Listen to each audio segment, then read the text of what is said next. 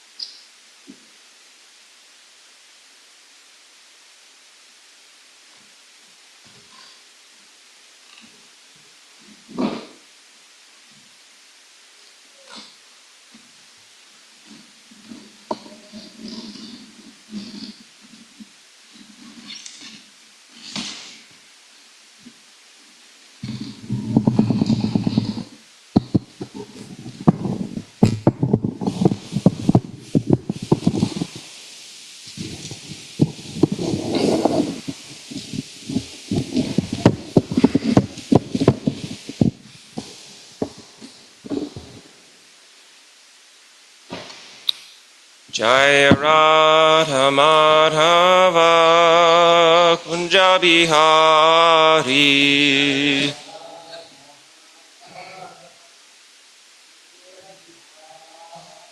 Jaya Radha Madhava Kunja Bihari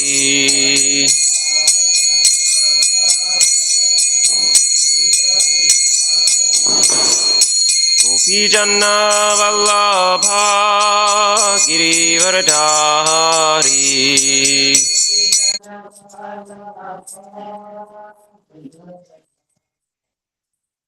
Gopi Janna Vallabha Girivardhari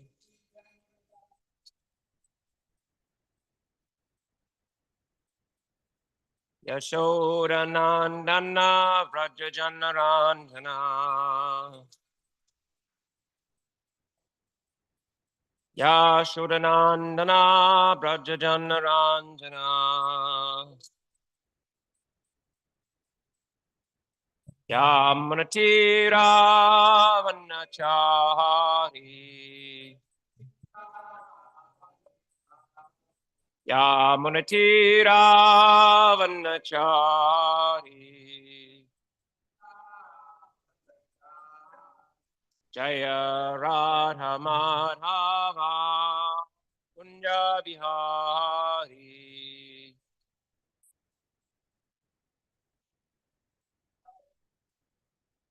Jaya Radha Madhava Kunja Bihari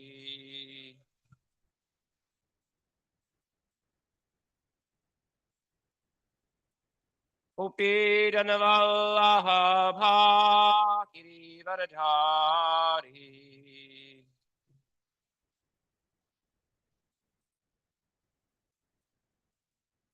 Upi Janavallaha Girivardhari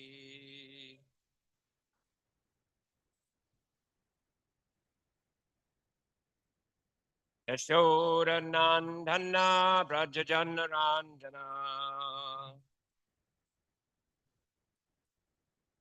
Yashoda Nandana Brajajanarandana Yamunatira Vanachari Yamunatira Vanachari Radha Madhava Bihari.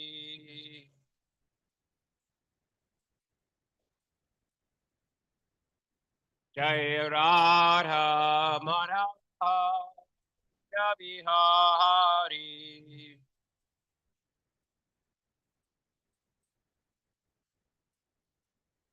Gopi Jannavala Giridharadhari.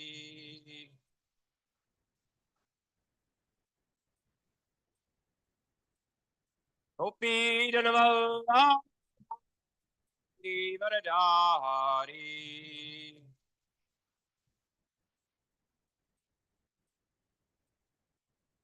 Yashoda Nandana Brajajanarandana. Yashoda Nandana Brajajanarandana. Yamunatira Vanachari. Yamunatira Vanachari. Jaya Radha Madhava Bihari.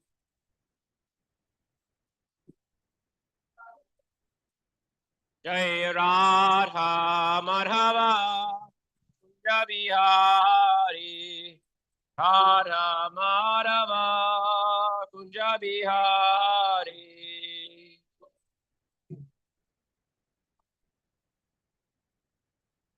So we'll read these prayers that are on page 1.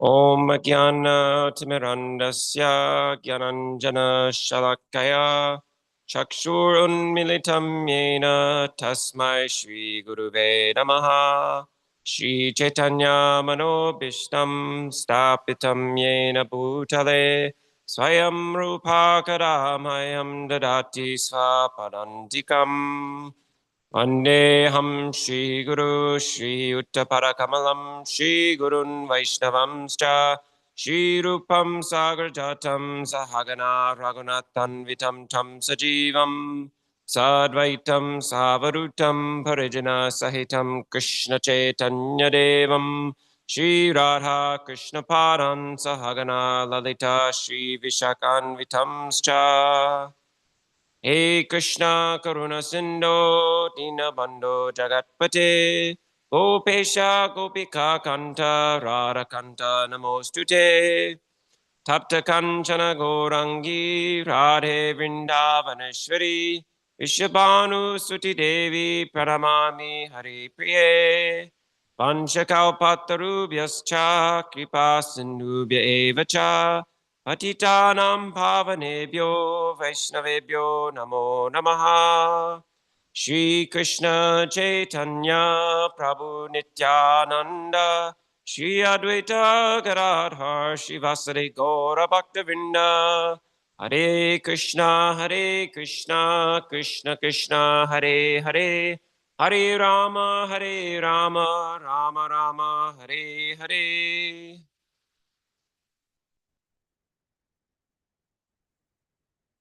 Does one of you probably know what verse we're on?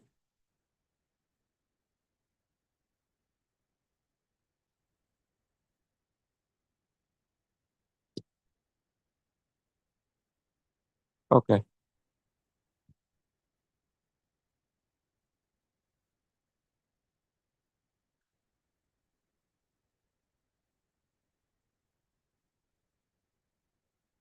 Okay.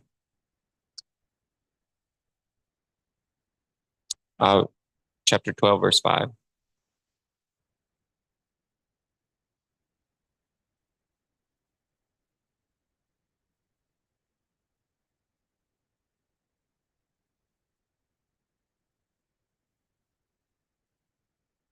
So we'll read the Sanskrit and then the translation together. So text 5 and then the verses that come after that. Klesho dikatarastesham avyakta saktachetasam avyakta hi gatir dukam dehavadbir avapyate. Translation: for those whose minds are attached to the unmanifested, impersonal feature of the Supreme, advancement is very troublesome. To make progress in that discipline is always difficult for those who are embodied. Text 6 through 7. Ye tu sarvani karmani mai sanyasya matparaha ananyena eva yogena mam dhyayanta upasate tesham aham samudartha mrityu samsara sagarat bhavami nachirat partha maya vishita chetasam. Translation: for one who worships me, giving up all his activities unto me, and being devoted to me without deviation, engaged in devotional service, and always meditating upon me, who has fixed his mind upon me, O son of Pritha, for him I am the swift deliverer from the ocean of birth and death. Text 8. Mayeva mana adatsva mayi buddhim niveshaya nivaisyasyasi mayeva ata urdvam na samshayaha. Just fix your mind upon me, the Supreme Personality of Godhead, and engage all your intelligence in me. Thus you will live in me always without a doubt. Text 9.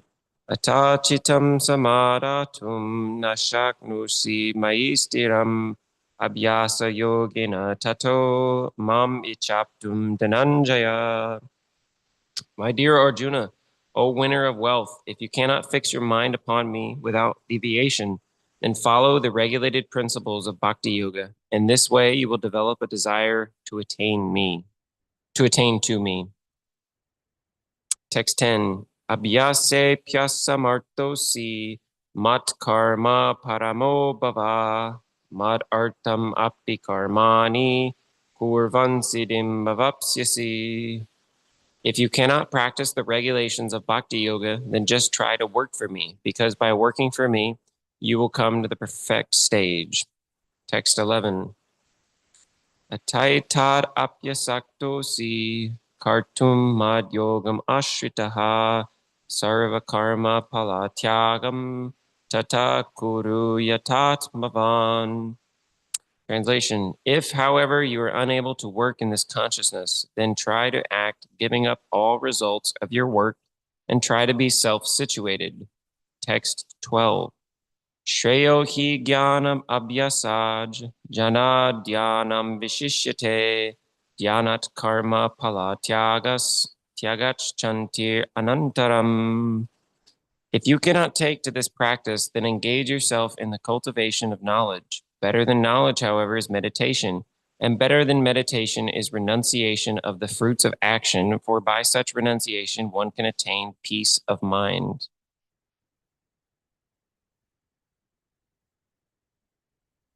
Text 13 through 14. Adveshta sarva bhutanam maitra karuna evacha nirmamo nirahankara samaduka sukakshami.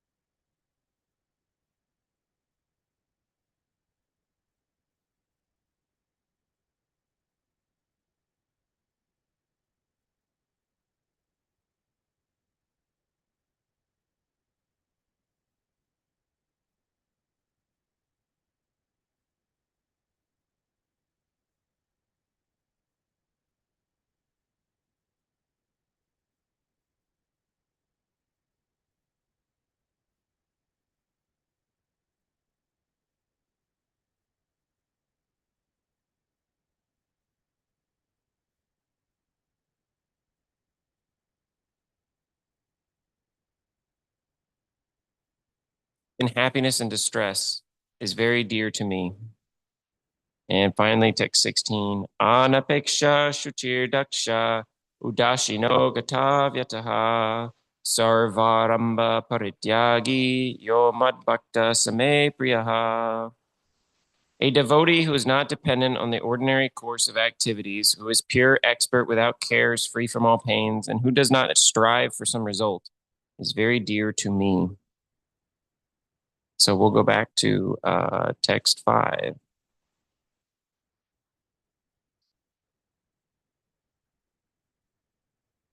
One more time, the translation. For those whose minds are attached to the unmanifested, impersonal feature of the Supreme, advancement is very troublesome. To make progress in that discipline is always difficult for those who are embodied.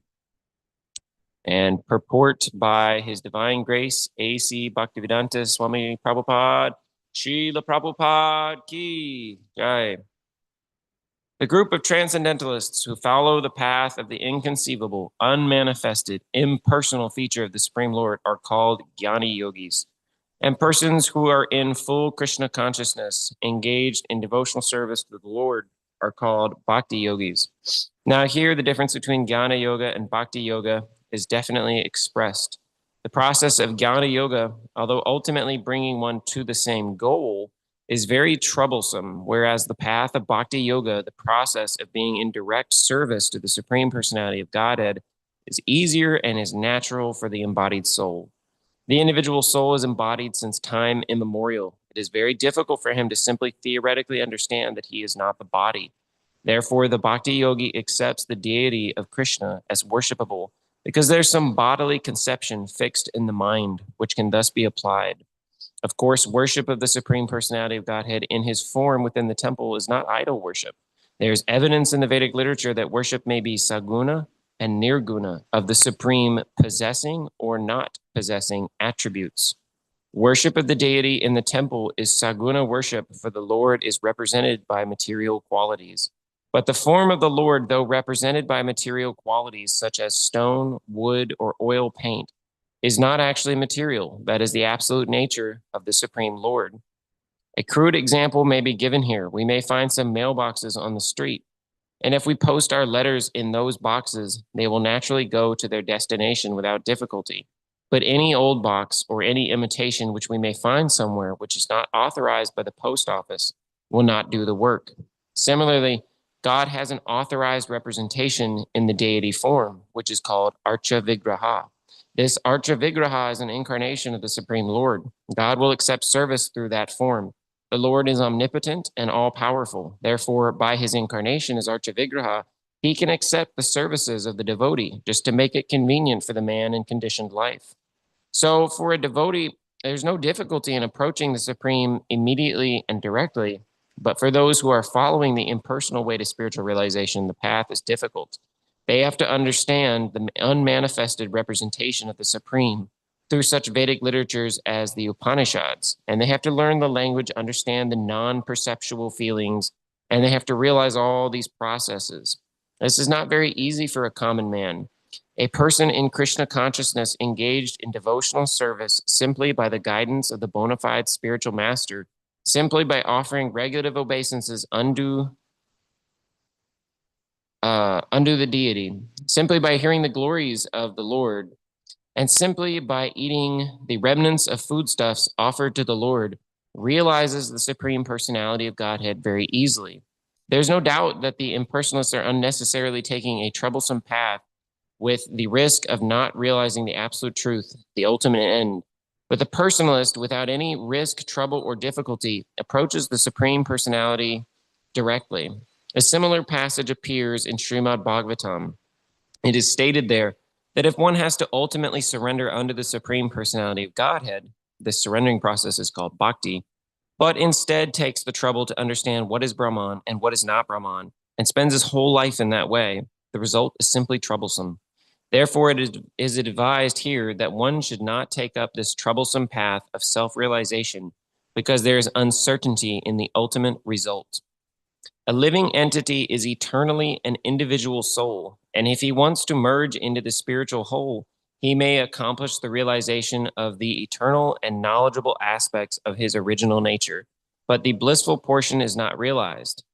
By the grace of some devotee, such a transcendentalist, highly learned in the process of Jnana Yoga, may come to the point of Bhakti Yoga, or devotional service.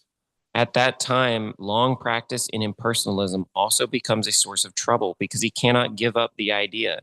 Therefore, an embodied soul is always in difficulty with the unmanifest, both at the time of practice and at the time of realization. Every living soul is partially independent, and one should know for certain that this unmanifested realization is against the nature of his spiritual blissful self. One should not take up this process. For every individual living entity, the process of Krishna consciousness, which entails full engagement in devotional service, is the best way. If one wants to ignore this devotional service, there's the danger of turning to atheism. Thus, this process of centering attention on the unmanifested, the inconceivable, which is beyond the approach of the senses, as already expressed in this verse, should never be encouraged at any time, especially in this age. It is not advised by Lord Krishna. So, in this chapter, it's one of my favorite chapters. It's describing devotional service, and this whole book is written. It's a conversation between Krishna and Arjuna. So Arjuna is getting advice from Krishna on the battlefield. He's getting advice from Krishna that applies to what should I do in this specific battle. He has family members on both sides of the battle, and he's gone back and forth as to whether he should actually carry out this action. And he gives all these excuses in the beginning as to why he thinks he shouldn't do it. And Krishna's telling him that he should fight because it's a righteous battle. But in this particular chapter, the subject of impersonalism and personal worship of God is brought up as which one is better.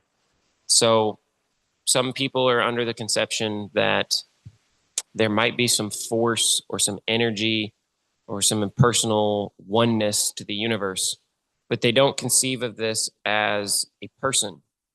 And so Krishna is here saying that those people who worship this impersonal conception of the absolute truth, that in the very, very long term, they eventually come to him, but it's extremely difficult and it's not recommended.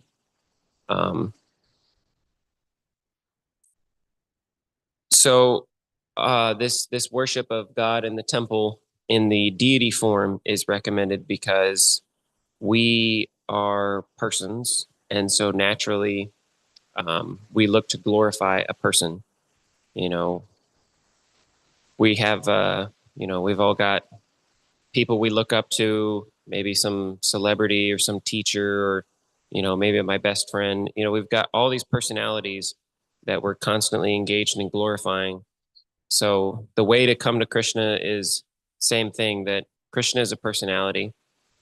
And this is somewhat difficult for us to accept because many of us are entertaining impersonalist ideas that we think, well, I'm a person, but a person is something small. And if God is a person, somehow this limits him. But we can understand that even though he's a person, he's not a person in the exact same way that we are, where, I have my sense of taste. And if you set a plate of food in front of me and I look at the food and then you ask me, how did it taste? I don't know. I haven't tasted it yet. You haven't given it to me. Whereas Krishna, all of his senses are interchangeable. So it's said that he can taste with his eyes, and all the senses can do all the facilities of the other senses. So in this purport, it was talking about one of the processes to approach Krishna is to offer our food. Ultimately, the position of the living entity is a servant of Krishna. That everything I have is because of Krishna. Everything I can have in the future or have ever had, that's all because of Krishna. So one of the processes is offering our food, that just like I desire to taste nice foodstuffs, it's not hard for me to imagine that God, being a person, he enjoys nice foodstuffs as well. And so the devotee is always busy in the kitchen or some other service, but for this one as example, he's thinking, okay, how can I make Krishna a nice preparation? What would Krishna like? Um, and so naturally, because we only eat food which is offered to Krishna, um, it goes without saying that we don't eat meat or other um, lower types of, I want to say food, but it's not really even food unless you're a lion or a tiger or something, different, animal bodies, which we have the ability to reincarnate into depending on our, what we deserve and what we want. Um, if one can't, eat the foods that are meant for human beings, then Krishna is so merciful. He'll say, it's okay. It's okay. I'll give you a lion body and you can try to enjoy in that body for a while. So Krishna doesn't take these foodstuffs, and so naturally devotees don't offer these sort of things. But this deity form in the temple is seen by us that, well, it's made out of stone or wood or there's some paint. I'm seeing material objects, and yet this is an authorized way to worship the Lord. That the example in the purport was given of the mailbox, that if I just, go up to any old, box of wood and put my things in it and say, okay, I'll wait a week and call my friend and ask him if he got the letter. It's not going to happen because it doesn't work like that. There has to be the authority that has sanctioned this mailbox. It's ready to accept your mail, just like with the deity in the temple. There's a whole process for installing a deity in a temple. The people that are in charge of that, they say, okay, it has to look just like this, and these are the exact details that it needs to have. So all of that is there. That none of this is just something that somebody made overnight. At our particular temple, we have nice pictures of our sampradaya. So on the far right, we have Srila Prabhupada over here, who brought this Krishna consciousness over from India, and now it's practically in every country in the world. And his spiritual master is seated one to the left of him. And so we go all the way to the left over here. This is Lord Chaitanya. And so if we continue to go, it goes all the way up to the top. So Krishna is at the top. And about 500 years ago, this Chaitanya over here, who he was also, the curtains are closed now, but he's the one on the right, on our right. So Krishna came as Chaitanya, as his own devotee, because Krishna wanted to understand the mood of his devotees, that his devotees are self-satisfied, that we see most people, it doesn't matter how hard they work. At some point they say, well, I need a recess. I need a break. I need some me time. And what do they do in that me time? They go try to do something that's for my own enjoyment. Whereas Krishna's devotees, they don't have moments like that. They're just thinking all the time, what can I do for Krishna? What can I do for Krishna's devotees? So they're selflessly, they're just always thinking about Krishna. So Krishna wanted to experience what this is like. And so Chaitanya is Krishna himself, who came 500 years ago, and he preached this chanting of the Hare Krishna mantra, this Sankirtan. So we go out on the plaza most days of the week, and we sing for the public. We sing this Hare Krishna Maha Mantra.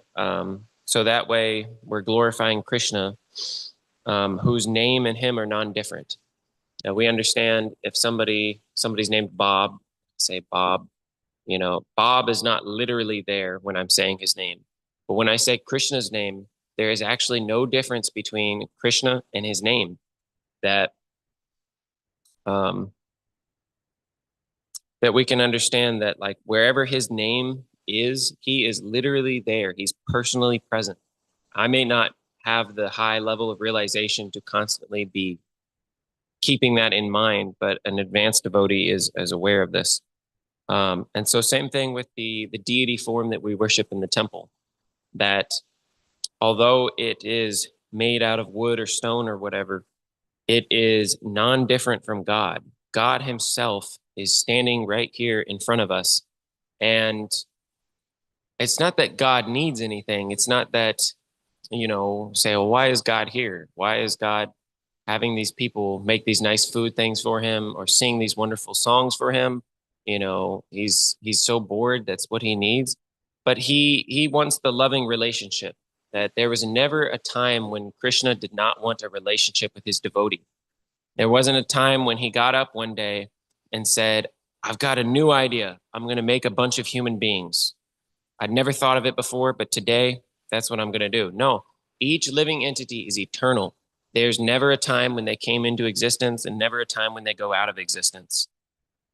And so it doesn't matter what a living entity does. He can stay in this material world eternally if that's what he wishes.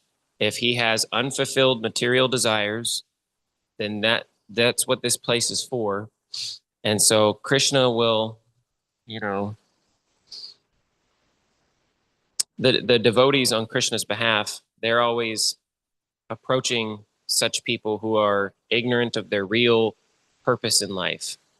They go out on the streets and they try to engage regular folk in so many different ways. They sing the Hare Krishna Kirtan, and if we see somebody smiling, we say, "Hey, would you like to come chant with us?" And sometimes we take out prasadam. So this food that we offer the Supreme Lord,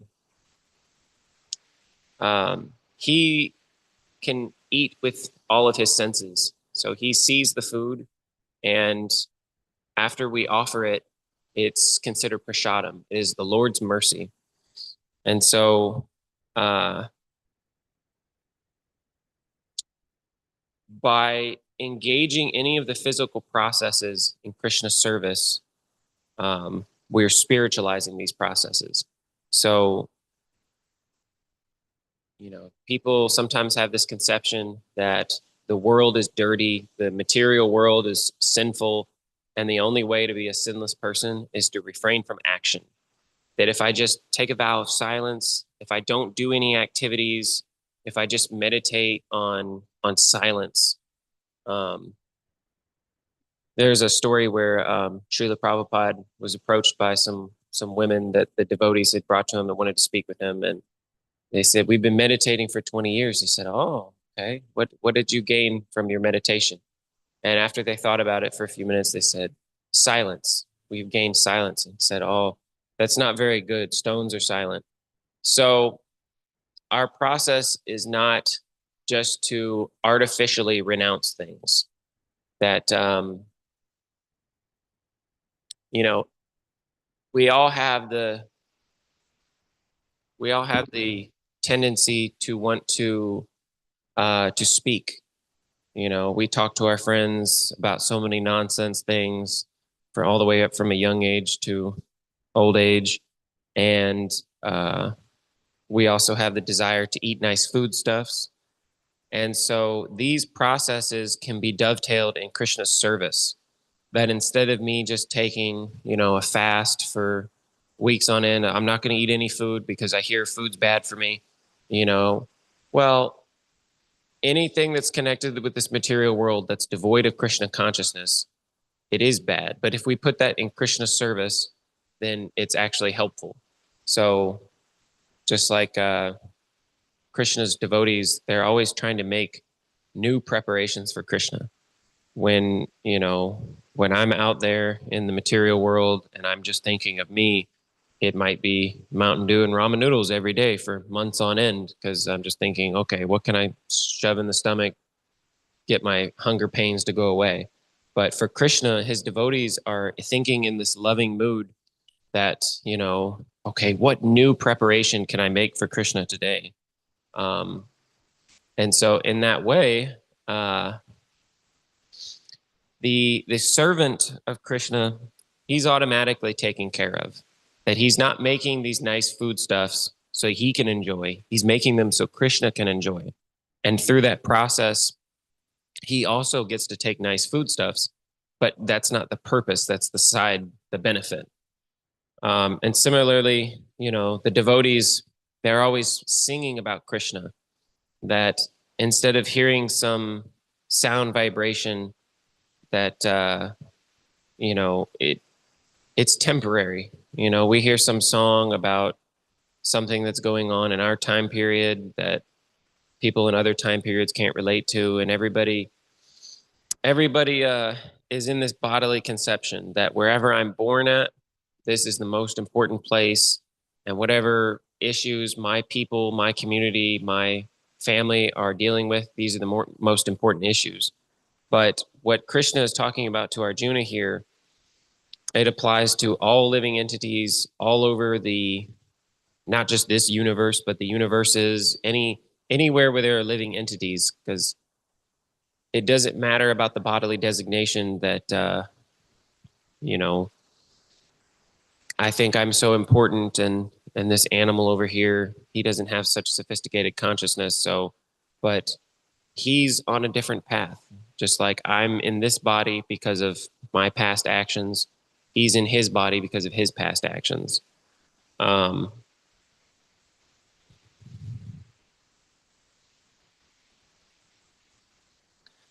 So these scriptures that we read, they talk about Krishna's pastimes, that, Krishna is a person. He did things while he was here on earth, and not just while he's here on earth, but in the spiritual world, he's eternally doing things.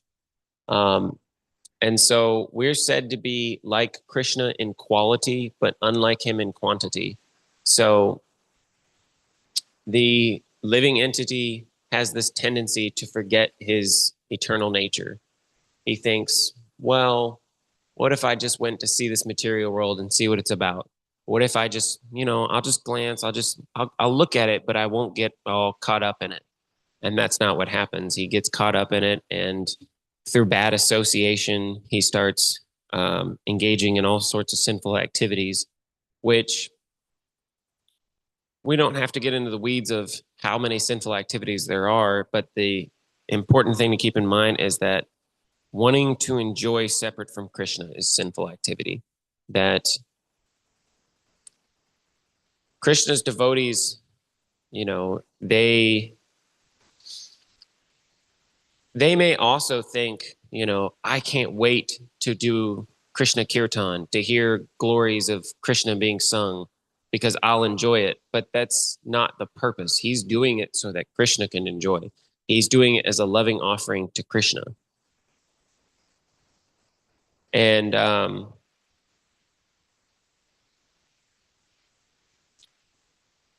so, yeah, this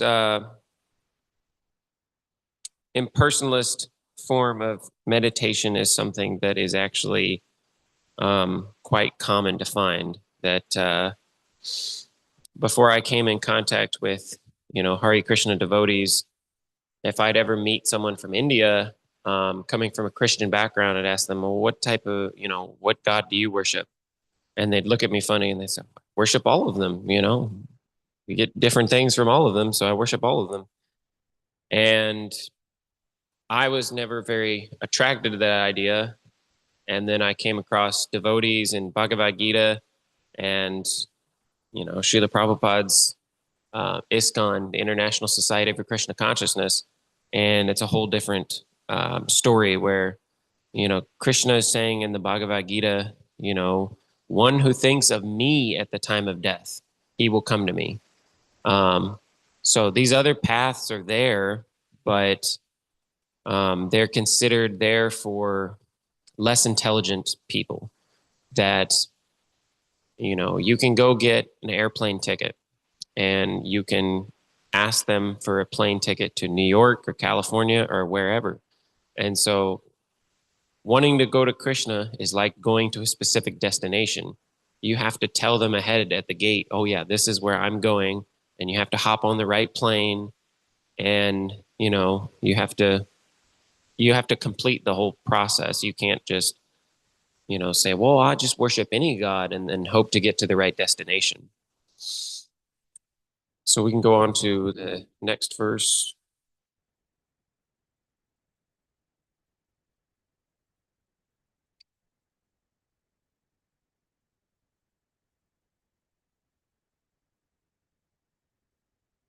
For one who worships me, giving up all his activities unto me, and being devoted to me without deviation, engaged in devotional service, and always meditating upon me, who has fixed his mind upon me, O son of Pritha, for him I am the swift deliverer from the ocean of birth and death. Purport. It is explicitly stated here that the devotees are very fortunate to be delivered very soon from material existence by the Lord. In pure devotional service, one comes to the realization that God is great and that the individual soul is subordinate to him. His duty is to render service to the Lord. If not, then he will render service to Maya. As stated before, the Supreme Lord can only be appreciated by devotional service. Therefore, one should be fully devoted. One should fix his mind fully on Krishna in order to achieve him. One should work only for Krishna. It does not matter in what kind of work one engages, but that work should be done only for Krishna. That is the standard of devotional service. The devotee does not desire any achievement other than pleasing the Supreme Personality of Godhead. His life's mission is to please Krishna, and he can sacrifice everything for Krishna's satisfaction, just as Arjuna did in the Battle of Kurukshetra. The process is very simple. One can devote himself in his occupation and engage at the same time in chanting Hare Krishna, Krishna Krishna, Hare Hare, Hare Rama, Rama Rama, Hare Hare. Such transcendental chanting attracts the devotee to the personality of Godhead. The Supreme Lord herein promises that he will without delay deliver a pure devotee thus engaged from the ocean of material existence. Those who are advanced in yoga practice can willfully transfer the soul to whatever planet they like by the yoga process, and others take the opportunity in various ways. But as far as the devotee is concerned, it is clearly stated here that the Lord himself takes him. He does not need to wait to become very experienced in order to transfer himself to the spiritual sky. In the Varaha Purana, this verse appears. Nayam paramam staram acharari gatim vina Garuda skandam aropya yatecham anivaritaha. The purport of this verse is that a devotee does not need to practice Ashtanga yoga in order to transfer his soul to the spiritual planets. The responsibility is taken by the Supreme Lord himself. He clearly states here that he himself becomes the deliverer. The child is completely cared for by his parents, and thus his position is secure. Similarly, a devotee does not need to endeavor to transfer himself by yoga practice to other planets. Rather, the Supreme Lord, by his great mercy, comes at once riding on his bird carrier, Garuda, and at once delivers the devotee from this material existence. Although a man who has fallen in the ocean may struggle very hard and may be very expert in swimming, he cannot save himself. But if someone comes and picks him up from the water, then he is easily rescued. Similarly, the Lord picks up the devotee from this material existence. One simply has to practice the easy process of Krishna consciousness and fully engage himself in devotional service. Any intelligent man should always prefer the process of devotional service to all other paths. In the Narayaniya, this is confirmed as follows. Yavai sadhana sampate purushartha chatustaye taya vina tadadnukni apnoti naro narayanashayaha. The purport of this verse is that one should not engage in the different processes of fruitive activity or cultivate knowledge by the mental speculative process.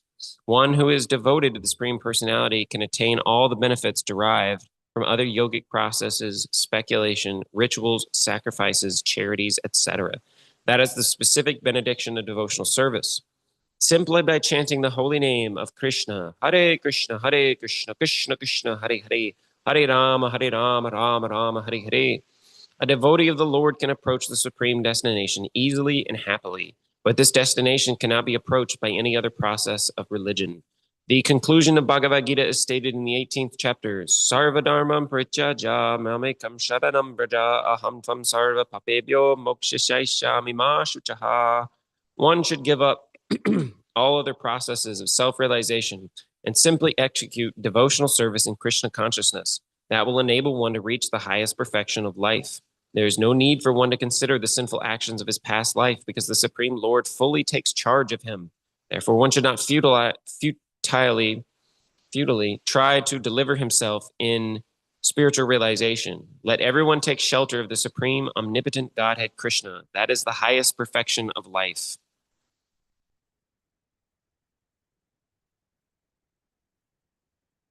So at the beginning of this purport, it said, his duty is to render service to the Lord. If not, then he will render service to Maya.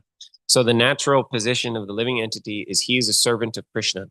He's always in a position where he benefits by serving.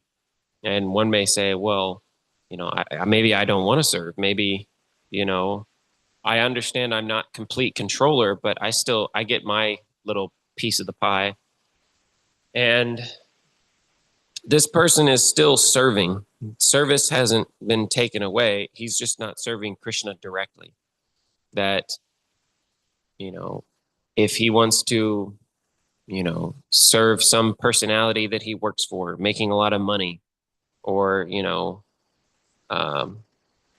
wants to serve anything, whether it's, the mind comes up with so many things. Oh, I should enjoy in this way. I should enjoy in that way. If I just get a little bit more of this thing or that thing, then I'll be happy. So he's always having to serve somebody, but Krishna is the easiest master to serve. That Krishna says, if you just serve me, I'll take care of you.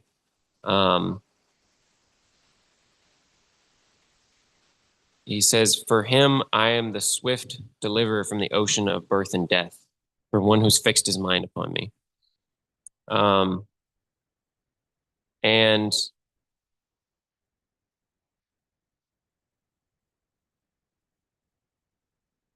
the next verse is, just fix your mind upon me, the Supreme Personality of Godhead, and engage all your intelligence in me. Thus you will live in me always without a doubt.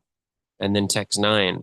My dear Arjuna, a winner of wealth, if you cannot fix your mind upon me without deviation, then follow the regulated principles of bhakti yoga. In this way, you will develop a desire to attain to me. So in this purport we were reading, it was talking about things like a devotee does not need to practice Ashtanga yoga in order to transfer his soul to the spiritual planets.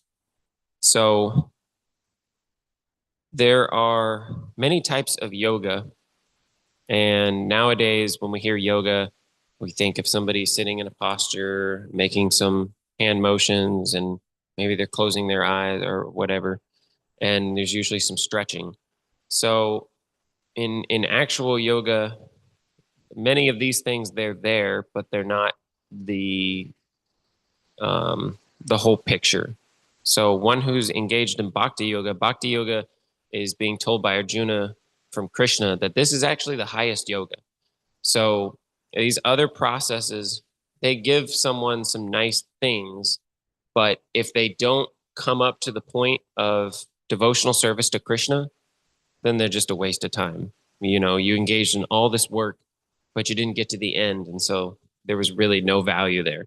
Whereas if somebody is given this bhakti yoga process, he is getting the benefits of all these other yoga processes without even having to attempt them. So it's a much more beneficial use of his time. So yoga just means it's connected to the word to yoke, to hook up with, to union with. So yoga is union with the divine, and bhakti is loving devotion. So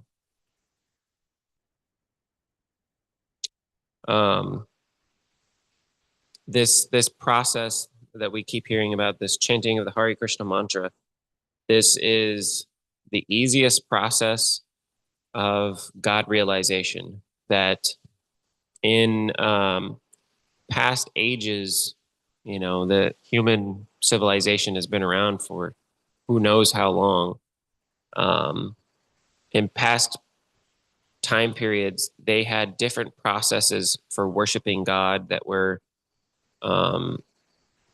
generally they're more complicated, whereas in our age, just this simple chanting of God's holy names, Hare Krishna, Krishna Krishna, Hare Hare, Hare Rama, Rama Rama, Hare Hare.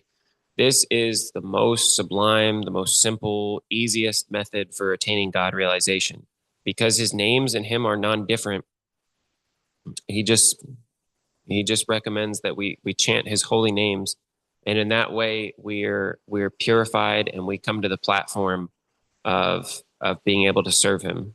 So when we're chanting these names, that's what we're actually doing, is we're actually asking Krishna, please let me serve you. Please give me service. And so this is, for those devotees who are always engaged in thinking about Krishna, he basically says that I have nothing to give you. He's so appreciative of that service. And we can see that he's coming as Chaitanya Mahaprabhu to fully appreciate the joy of the service himself. And so when Lord Chaitanya Mahaprabhu came, he's chanting these names constantly. He's sometimes crying because he has such a intense desire to see Krishna. At one point, he's going around saying, "Where is Krishna? Where is Krishna?" So the devotee, he can get to a point where he has such an intense love of Krishna that from a material perspective, he's almost seen as a madman. So we're a few minutes over, but Bhagavad Gita ki jai.